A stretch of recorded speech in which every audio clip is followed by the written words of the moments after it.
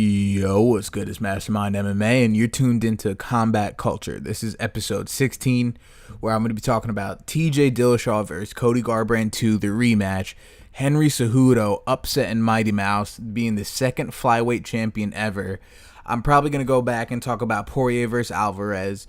And I actually was in the middle of recording a few weeks ago. I was in the middle of recording the original episode 16, where I was talking about Daniel Cormier becoming the double champ. I was talking about, I was going real in depth about that. I got interrupted halfway through, so I'm not going to revisit that now because that's going to come off very repetitive for me, and that's probably going to result in it sounding disingenuous, and there's a lot of points that I wanted to drive through.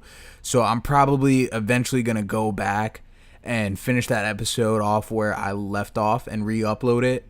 But for now, I'm just going to kind of leave that alone and get back into the shit where it's all the fresh shit that just happened. Also, I know I've been away for a while. Shit's been super busy. It's been crazy. But at the end of this month, I should get back into my regular uploading schedule. So we got that. But anyway, I'm going to hop right back into it, man. Tj Dillashaw versus Cody Garbrandt 2, the rematch, the mistake, Garbrandt's downfall. I call it the mistake because it's definitely a mistake for Cody to take that shit when he took it.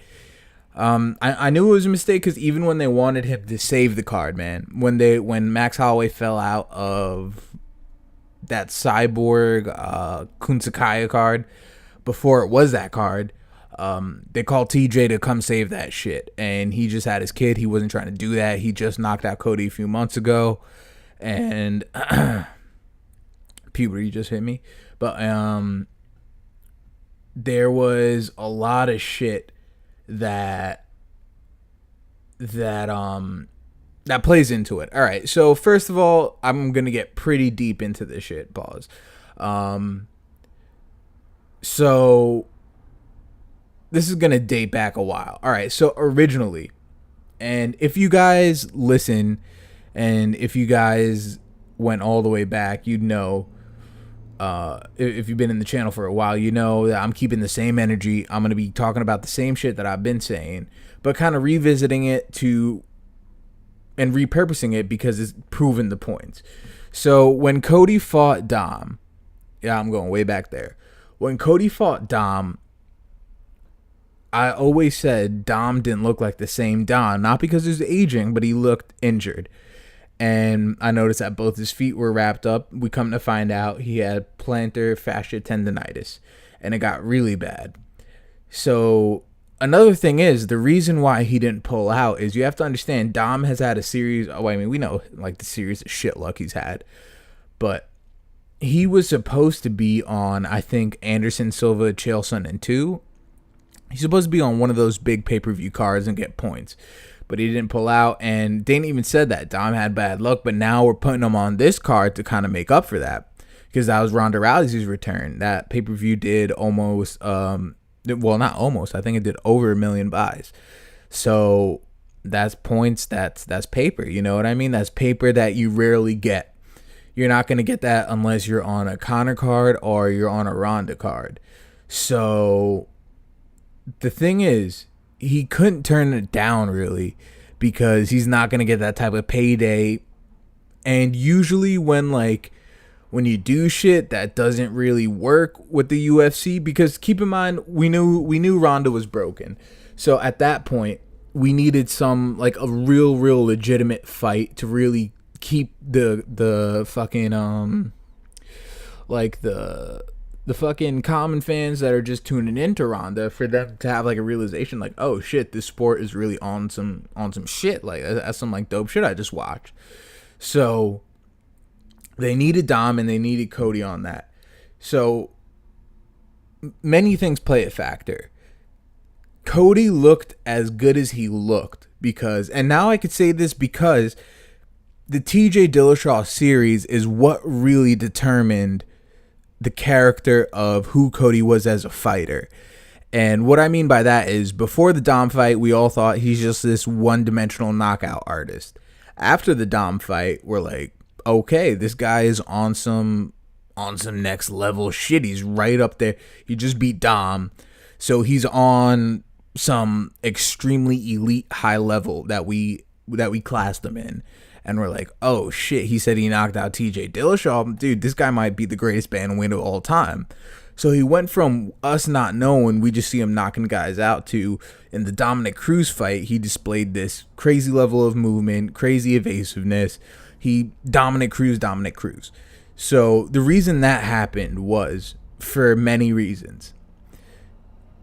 Dom didn't move the way he moved because of his feet, but not only that, Cody was hanging on the outside, and Cody was he was totally playing the counter game. And with him playing the counter game, that's playing Dom's game literally. And Dom being the counterpuncher, once you have two counterpunchers staying on the outside, you got some weak shit. That's not going to be an entertaining fight. That's going to be on some Derek Lewis, Francis Ngannou levels of boringness. So what Dom did was he was the one coming forward. He was the one chasing Cody. So there you have Dom not at 100%, stepping out of what makes him great. So Cody got to display that he, in a defensive counter-striking mode, is at an extremely elite level. Regardless of Dom being injured, regardless of anything, he's at an elite counter-striker movement level. Like, I said that fucked up grammatically, but you get what I'm saying. You know, his movement when it comes to circling out, countering is on some shit. So what really made him look that great was Dom chasing him and him ducking, diving, breakdancing, doing all that shit. It was the opposite of that elite knockout artist that we were seeing. It was the one, you know, before that we're just seeing him winging hooks and knocking motherfuckers dead. Now, after the Dom Cruz fight, we're like, oh shit. It's going to be very interesting to see TJ versus Cody, because that's going to be on some TJ versus Cruz shit. Because TJ versus Cruz had elite movement in probably the most elite movement in all of UFC history. And the reason is TJ has elite movement offensively, and Dom has that elite movement on the polar opposite defensively. So that's what really made that fight so great. So we're excited to see, all right, you know, Cody could do what Cruz did to TJ. When we saw the first fight, we saw what happened. Cody dropped him in the first round, last 10 seconds. You could argue that if the fight went on, that if it wasn't the last 10 seconds, Cody would be in still. So that was kind of the whole premise and the whole draw for this second fight. We're going to take, you know, they could beat each other at any given night. Now we're going to see who does it. It's not that, all right, although it was a second round knockout, it wasn't like, this is a wash, dude. TJ already beat him so easily and da-da-da-da-da. It wasn't that. What it was shit. Who's going to win this fight? Although we saw TJ win by knockout, it was still kind of like, all right, well, we know TJ can knock him out. But then things in the pocket aren't for certain. And what I mean by that is when someone gets knocked out, throwing hands in the pocket, that's on some Russian roulette shit. Because that could happen to anyone. Anybody could get knocked out in the pocket, knocked down, whatever. So that is the high stakes game you're playing when you're in that range. It's the highest of stakes, because negate all skill, negate all punching power, negate all granite type chins in the pocket, anyone could get slept, and that's just the facts of it. So now we're like, all right, when Cody knocked TJ down, that shit was in the pocket. When TJ knocked Cody out, that was in the pocket. So it was pretty much a toss up. So this is kind of like, all right, who's going to come out and who's going to be definitively better. Now, when it comes to the second fight, we saw Cody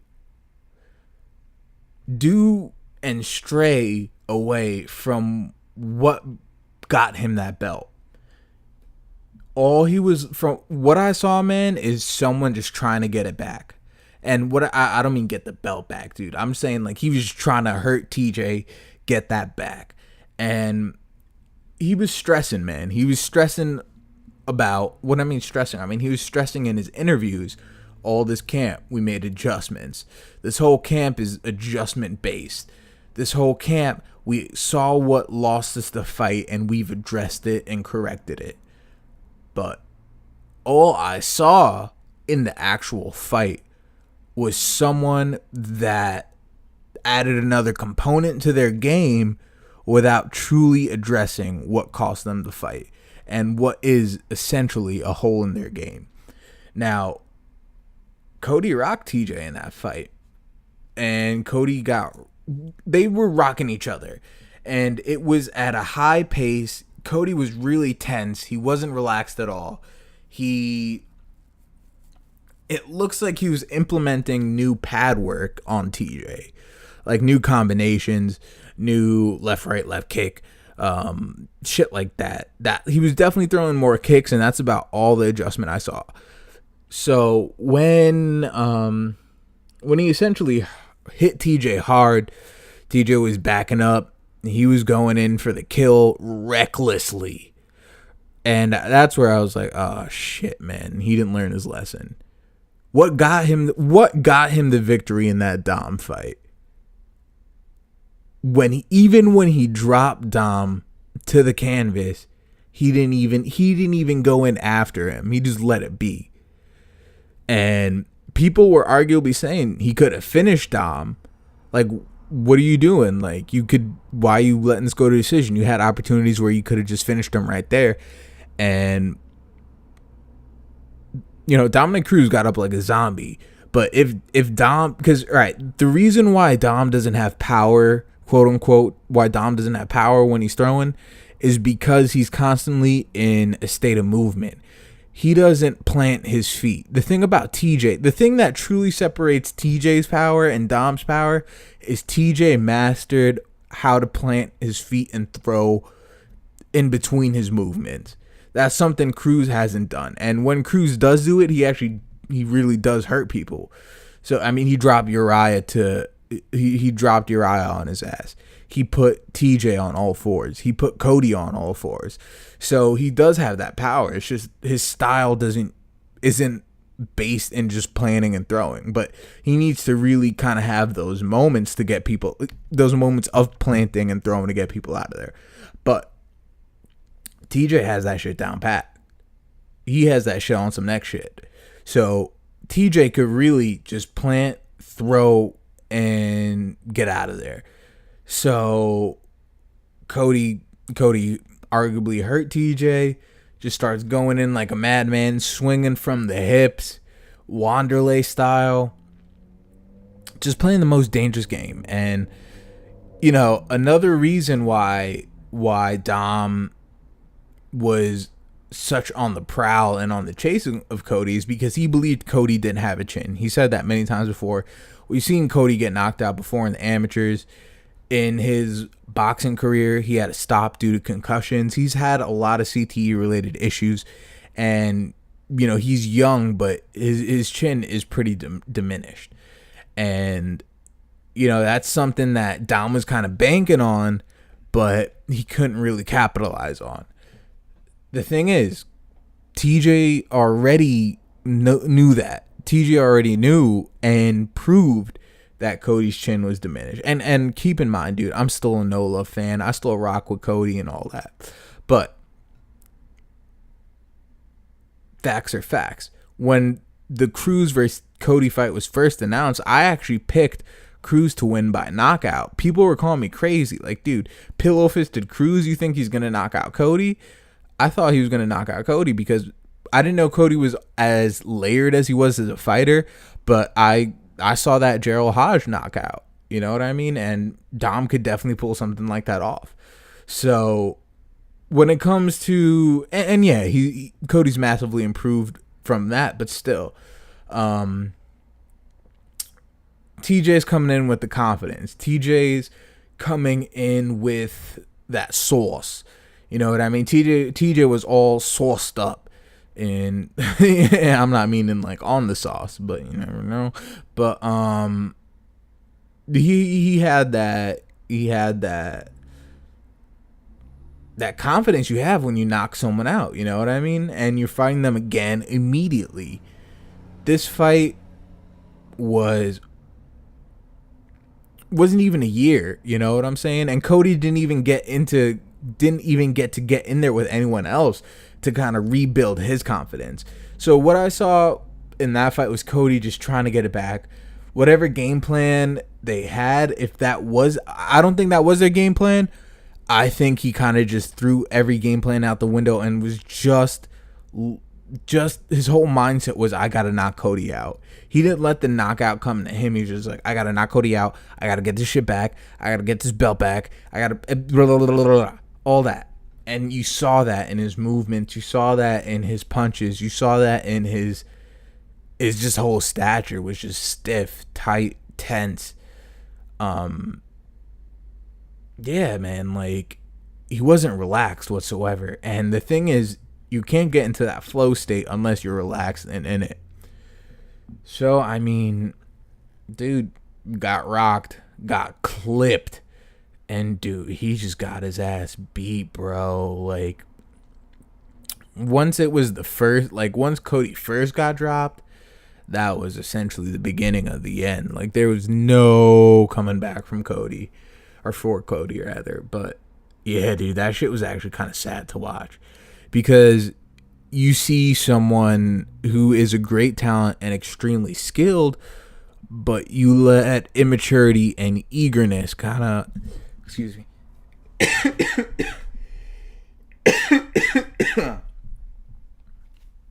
You let immaturity and eagerness cost you everything. And that's essentially how he got Cruz to get got. He got Cruz fighting emotional. He got Cruz fighting out of character. He got Cruz looking tense, not loose. And ironically, that's what Cruz is trying to get Cody to be in. But Cody really didn't have any animosity to Cruz on a personal level. Because when Cruz is pretty much all his big homie's enemy. And it's like, it was an enemy of the squad, basically. And, you know, although you don't really have anything to do with it, really, but you ride for your team. So it's just like, you know what, I got you guys. Don't worry about it. Don't worry about it. It wasn't anything really personal. But when it comes to TJ, that shit was super personal.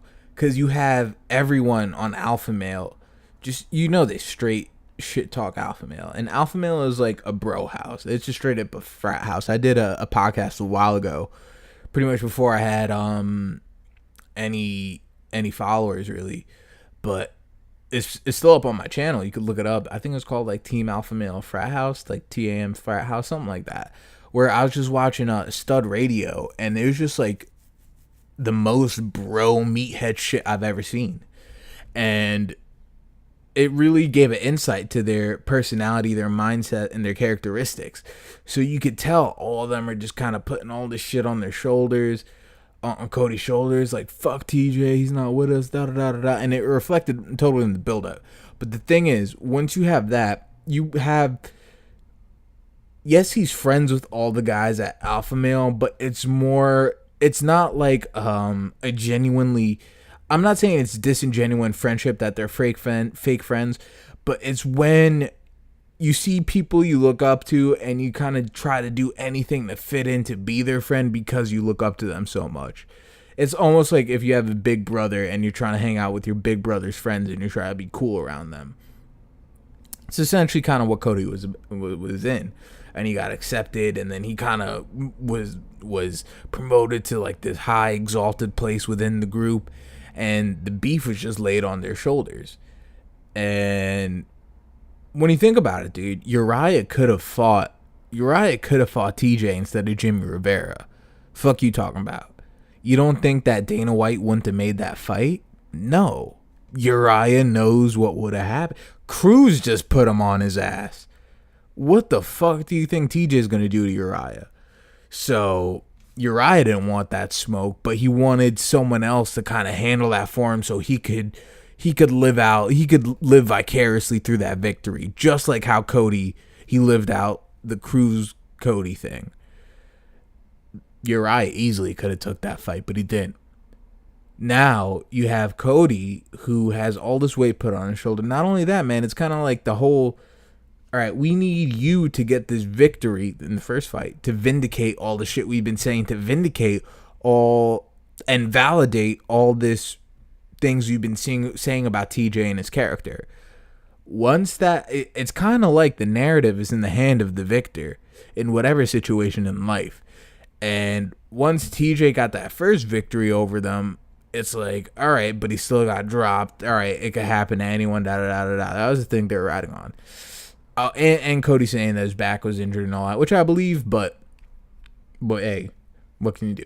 Now in this fight, man, you already came out the gate.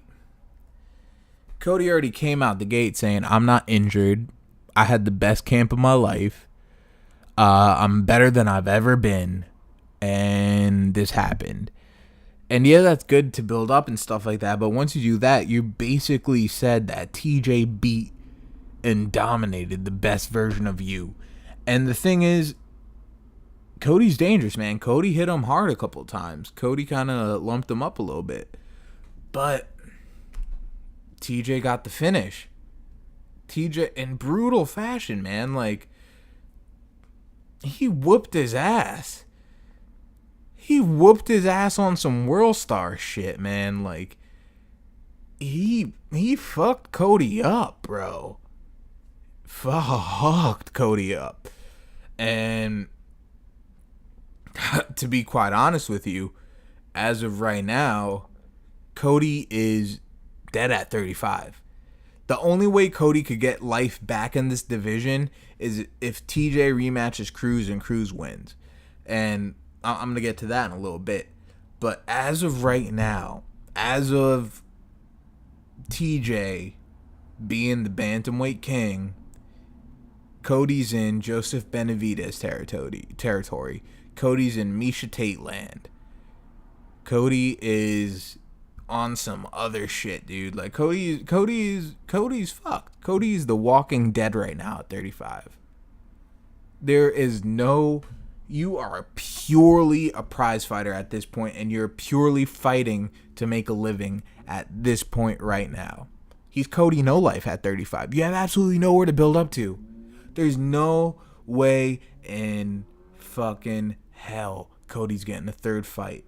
The only way Cody could get a third fight is on some John Jones shit. Is if TJ pops right immediately. If TJ pops immediately, that's the only way. That's the only way Cody could get a third fight. The rivalry is said and done. Snakeishaw put that shit in the books.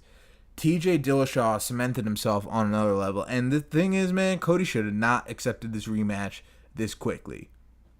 You just got knocked the fuck out. Already having CTE issues, already having concussion issues. Should have taken some more time off. You shouldn't have just been trying to rush to get back to the belt. Because guess what?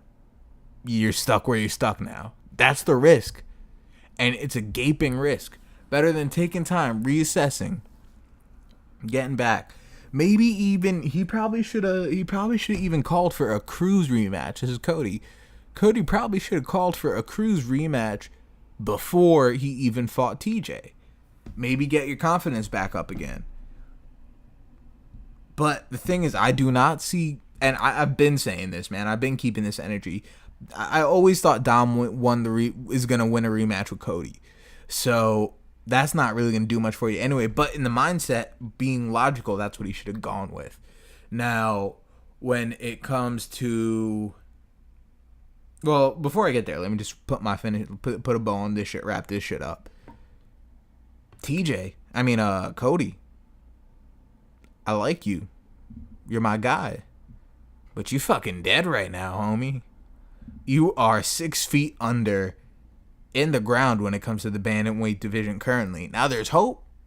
There's lots and lots of hope for you, contingent on, now I could transition into it, TJ versus TJ versus Cruz, which is what I think the next fight should be.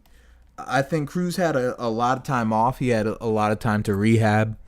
He's been cooling out. He broke his arm, but I hope that his arm is back good and that shit doesn't like snap in a fight. But I truly think that Cruz is. I think he clearly won the fight with TJ, clearly, and even with the adjustments that TJ's made, I think Cruz stylistically and skill-wise still has the ability to pull out another dub on TJ, although Cruz can get caught. But I feel like this is a good fight for Cruz. Cruz already has a win over him, and I think it's the only fight that makes sense. Yeah, you have Marlon Moraes, but the thing about Marlon Moraes is that, yeah, he has wins over big guys, but he never had the... He hasn't had a top-tier bantamweight when it comes to... All right, to really prove yourself in bantamweight, you need to get a win over these three guys, TJ, Cody, or Dom. So I think, although Moraes has had impressive performances, he did knock out Jimmy Rivera in incredible fashion. I do feel like he needs to be someone like Dom or Cody in order... He should already have that in his resume in order to be considered next up over Dom. Over Dom is what I'm saying. But when it comes to the work he's put in, the streak he's on, yeah, he definitely deserves a title shot. But with Dom already having the dub over TJ, with Dom being the greatest bantamweight, with Dom having the history and the resume that he's had, I feel like Dom is definitely next up. And that's the only fight that makes sense. A TJ Dillashaw Marlon Moraes fight isn't that big of a draw unless you're here on this channel, like someone like us, the hardcore fans. No one's really going to give a shit about it otherwise. And that's really all that's left to say, you know what I mean? Like, TJ, I get that you got a chip on your shoulder, that Dom, he made me fight all these number one contenders. I had to fight a Sun Sao. I had to fight Lineker. I had to do all this work to earn a title shot back. He got work to do. All right, but let's think about this in another way. Before TJ Dillashaw was ever in the picture, there was a trilogy looming, a rubber match looming for Dom with Faber, and that rivalry is rooted deeper than TJ's even career. So once he got that belt back, it only made sense that they had to run that shit.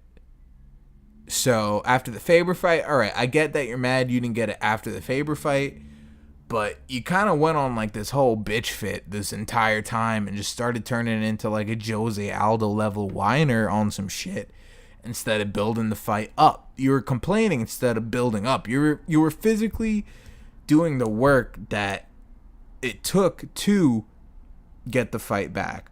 But the thing is, with the shift, with this whole entertainment factor, Cody was just jabbing his jaw, doing all the shit he needed to do entertainment wise to earn that shit. And honestly, the only reason I think Dom accepted that Cody fight when he did was he saw that Cody was being pushed heavy by the UFC, that they were grooming Cody to get the next title shot quickly. So I think Dom was just trying to like, all right, this guy's not ready. They're trying to push him quick. Let me make quick work of this guy, and then just level up off of him. Take his sauce. Take that push they're giving him, and then take it from myself. And that shit did not work.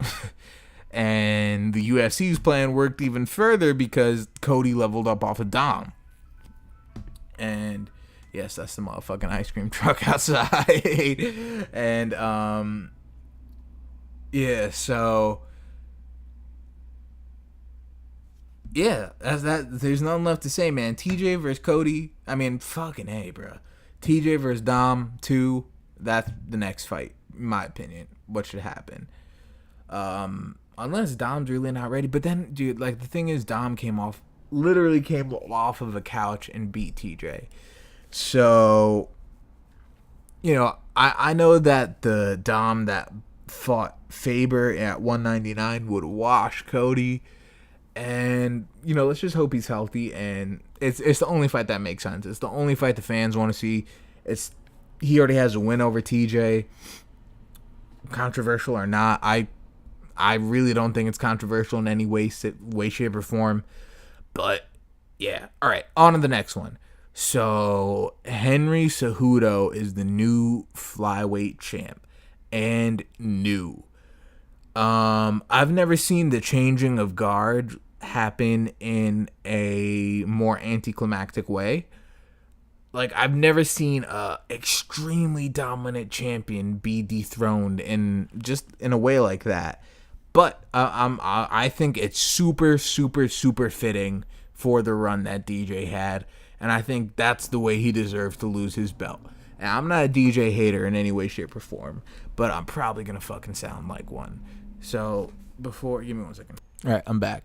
So, yeah. I'm not a DJ hater, but like I said, I'm going to sound like one. So, disclaimer. I appreciate DJ as a mixed martial artist. I appreciate him, his skill set, everything he brings, and technically he is next level. Technically, he is one of the most elite fighters when it comes to blending techniques together. When it comes to being a real mixed martial artist, he's up there, you know what I mean? And he does it on some other shit. Greatest flyweight of all time, hands down. But the only umbrage I take is when people try to say he's pound for pound. He's not pound for pound anything. He's the greatest flyweight, yes, but his skill set doesn't transcend weight classes. And I've been saying this. I've been keeping this energy, and you guys know that. BJ Penn, like I've said, is pound for pound. Frankie Edgar is pound for pound. They've proven their shit transcends weight classes. Shit, DC's even pound for pound. He's had success in multiple weight classes. It transcends. DJ has proven that he's actually not pound for pound. And when it comes to his flyweight run, he's extremely dominant, but we act like this guy's never been put in trouble. We act like Benavidez almost caught the dub on him. We act like Ian McCall almost caught a dub on him, like didn't do that. Like, you know what I mean? Like, we act like Tim Elliott wasn't kind of working him fresh off of the Ultimate Fighter house. So, when it comes to... Alright, so my issue is DJ knows that I honestly see, man. I see Marlon at 35. I see Moraes whipping DJ. I see Rivera whipping DJ.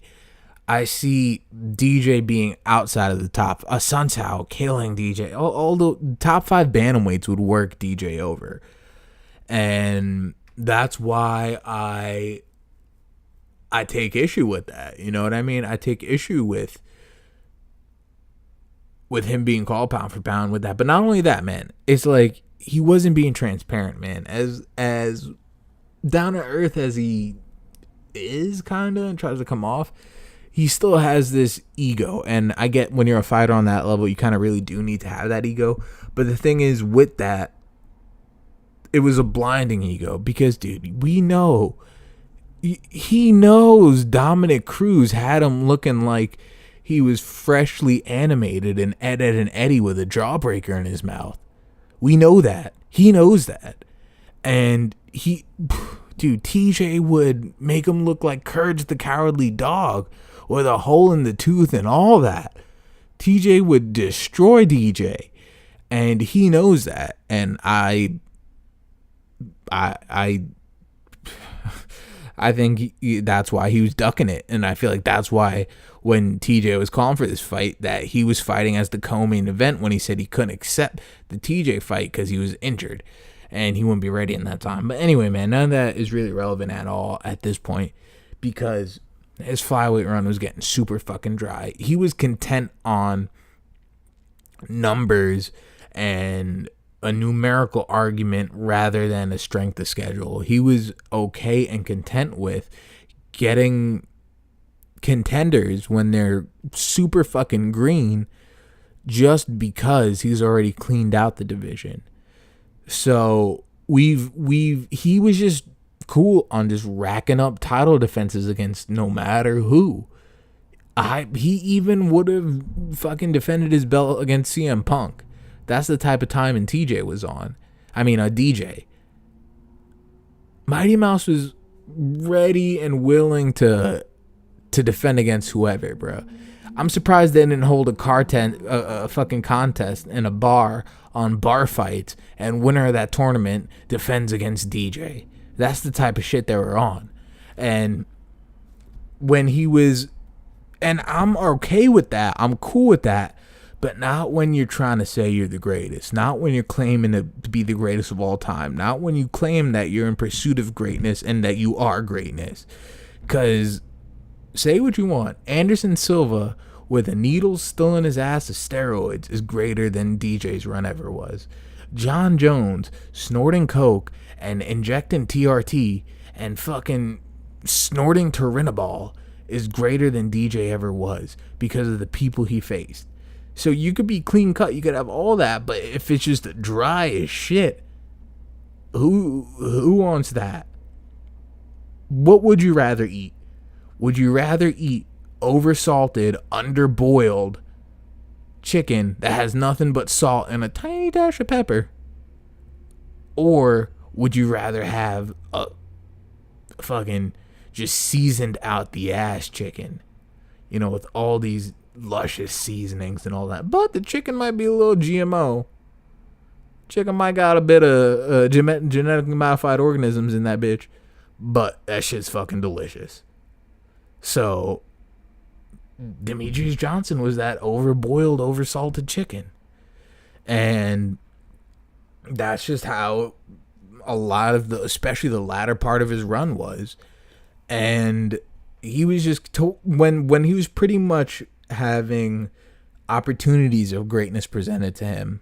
What, dude, if DJ accepted that TJ fight and did commendable, I wouldn't even be on this shit, man. I wouldn't even be saying anything like this about him. But the fact that I truly think that he was clearly ducking TJ, because we saw what happened when he's up at 35, dude. The only reason, it's just that the only reason 25 division was really created for the guys who couldn't hang at 35 because they're too small, and you needed to go smaller. You know what I'm saying? It's like say if before this happened, and say Ray Borg and Joseph Benavidez and all these people just started, Sergio Pettis, all them rematch DJ and lost DJ, and nothing was happening. They were struggling with people at the top 5, and they're like, all right, you know what, we're opening up a men's strawweight. That's basically what the flyweight was. And to be quite honest with you, I was texting with my guy Dan, MMA from the Heartland, during the fight, and I said, yo, I really hope Cejudo gets, before the fight, and I said, yo, I hope Cejudo really gets this upset.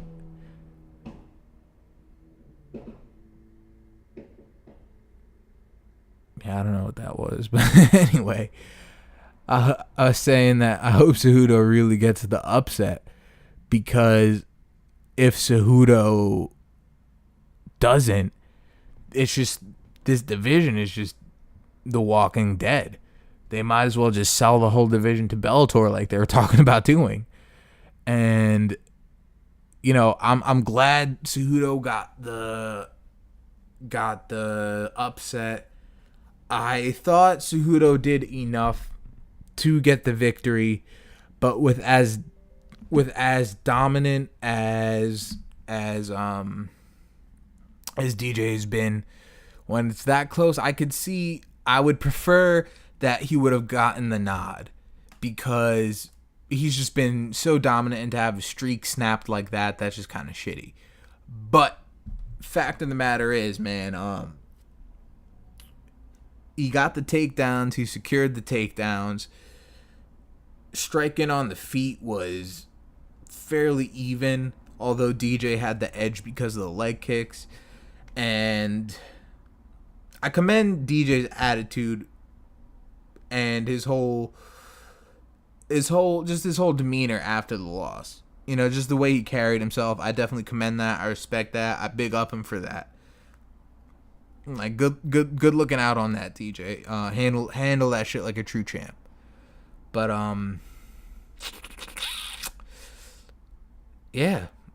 But I do think when it comes down to it, I do think that Cejudo won that decision, although it was close. But he did what it took to really elevate himself out of, when you're looking, all right, where can we give the advantages to, looking at how close it was. All right, well, he did get more takedowns. He did secure the takedowns. There were times where he was at top position and holding top position for a good amount of the round. And although he wasn't doing much with it, he still did secure the position and wasn't as active in top position. But at that point, it's more up to DJ to be the one to work to get out of it. And just as Cejudo was content with just being on top and laying, DJ was completely complicit in letting Cejudo just lay on him. Pause.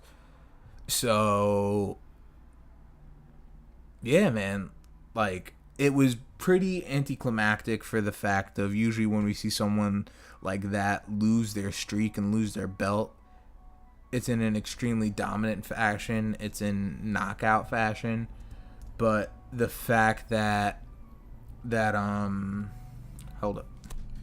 The fact that DJ, it was close, and DJ didn't do what he needed to really stand out. He didn't really pour it on. He didn't really do anything to elevate himself above Cejudo to show that I'm making something decisive. I'm trying to show myself as being the clear victor. But the person that did do that was Cejudo, and that's why I feel like he did get the nod. But then again, like, when you're that dominant of a champion, I feel like out of respect you should get the nod. But let's just say it was a 5-round non-title bout, then I clearly say Cejudo gets that. You know what I mean? And although it's not a clear cut, like, oh, he totally washed him out the water victory, I think he did do enough to what it takes as to win that fight. And but yeah, I kind of feel like that's what DJ gets, man. Like, you got caught stagnant, you got caught being complacent, and when that happens, you have someone up and coming, you have someone just constantly trying to better themselves, and when you just feel like you're so clearly better than everyone, I just kind of think he lost that motivation to make those exponential improvements. But him beating Cejudo like how he did last time, I do feel like that put that fire under Cejudo's ass, which made him make those leaps and bounds that he did. And we saw that jump from when he lost to Mighty Mouse to when he fought Benavidez. Like, he looked completely different and on some other shit in that Benavidez fight, and we've just seen him constantly improve since then. So, like he said, man, he stayed composed. He showed a lot of composure. He showed a lot of cognizance. He showed the ability to stick with a game plan and keep that shit going. And congrats to Cejudo. I do feel like the trilogy bout is rightfully what should be up next. That Mighty Mouse rubber match should be next. I get what he's saying about that going up to 35 though, because Mighty Mouse is so scared to go up there and fight DJ. And he's pretty much kind of saying, listen, I'm not that guy. I'm not going to make excuses, and I'm not going to just hide in my division. I'm willing to go up there and take on the 35 belt. So, I mean, and again, man, respect to Mighty Mouse. Respect to the run he had. Amazing, best flyweight ever. And I still stand by that. He's the greatest flyweight to ever compete. And this loss doesn't change that. So, you know, he's probably going to be better from this loss. I think this is what it it took to really bring out the next Mighty Mouse that we see is going to be like a Super Saiyan Mighty Mouse. We're going to see Mighty Mouse take his skill set to a whole new level. So I'm looking forward to that. And again, the way he handled it, I respect that a lot. So shout out to Mighty Mouse. Now, quickly on Poirier Alvarez. I think that Poirier was rightfully the winner. I think that the stand-up didn't really affect much because Eddie's just a dirty fighter. I think this fight really confirmed Eddie's just nothing but a dirty fighter. And when the going got tough in the first fight, he got dirty. When he got caught in that guillotine, he was holding on the fence being dirty. When he, digging his fingers in his ear, being dirty. Dropping 12-6 elbows when you should know better. And I only think not only should he have gotten a fucking, stood up, lost position, I wouldn't have been mad at him losing the point either. So I feel like Poirier clearly is the better fighter when it comes to the two of them. Now we got Poirier versus Diaz. Fucking returning Nate Diaz. That's a good fight. Stylistically, I feel like that's a dope ass fight. And we got Khabib versus Conor. That's just on. It's happening. We got Woodley versus Till. That's just on. It's happening. Yeah, I think I'm going to save my opinions for that for a different podcast. Because I kind of want to just keep this on the most recent shit. So I'm going to have another podcast, probably the next episode, where more shit develops on other, we might even get another, like a press conference between Conor, Khabib, and all that shit. And really just give a true rundown on how I feel about Woodley Till, Poirier Diaz, Conor Khabib, and that whole landscape. My guy Weidman versus Rockhold 2, Adesanya, Derek Brunson, which is as soon as Adesanya beat Tavares, I was on the phone with Jamar the next day and we were chopping it up about it. I said, he should fight Brunson next. That's who I see him. He should fight next. And that I feel like that's the best matchup for him right now. That's the best ranking wise for him, and it makes a lot of sense. So yeah, I think I got a lot of shit to talk about next episode, and those are my thoughts so far, pretty much on the fights that just happened this Saturday. And yeah, man, as always, you already know it's Mastermind MMA.